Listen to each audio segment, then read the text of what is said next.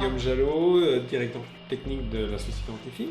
Donc en fait, quand je suis arrivé à Antefilm, c'était pour travailler sur Coleoco saison 1. Coleoco a toujours été au centre de notre travail. Avec d'autres personnes qui ont déjà travaillé sur Coleoco, on va réussir à faire évoluer la série, tant artistiquement que techniquement. Donc finalement, on retrouve les mêmes personnes à travailler sur cette nouvelle saison. Moi je suis Florian Ferrier, je suis le réalisateur de Code Lyoko, la partie 3D.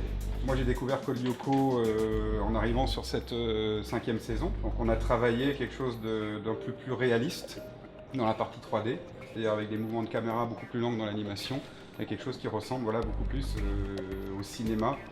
On travaille de la même façon qu'en dessin animé traditionnel, c'est-à-dire la partie création d'abord. C'est-à-dire que ça se fait avec un papier et un crayon. Ensuite, il y a la partie script et storyboard. Le storyboard, c'est la mise en image de l'histoire.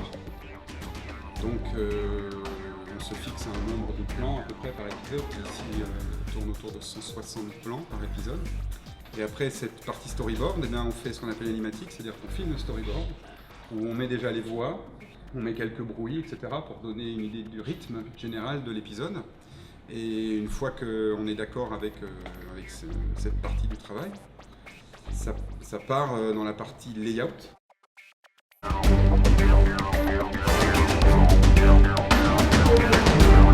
Donc moi c'est Vincent, donc je me suis occupé de la supervision du layout 3D sur Coleoco Evolution. C'est tout ce qui est décor, aménagement des décors, création, etc. Entre le storyboard et l'animation, nous on travaille essentiellement justement avec ce storyboard qui est notre bible en fait.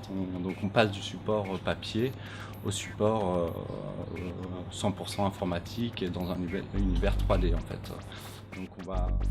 Laurent s'est occupé de toute la recherche rendu 3D et notamment il est le garant un peu de l'homogénéité des rendus. On va avoir plusieurs couches. Par exemple le ciel qui est séparé, la mer en bas,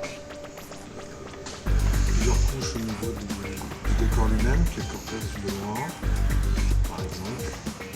Et donc on assemble tout ça, ces couches-là par exemple, pour avoir quelque chose comme ça.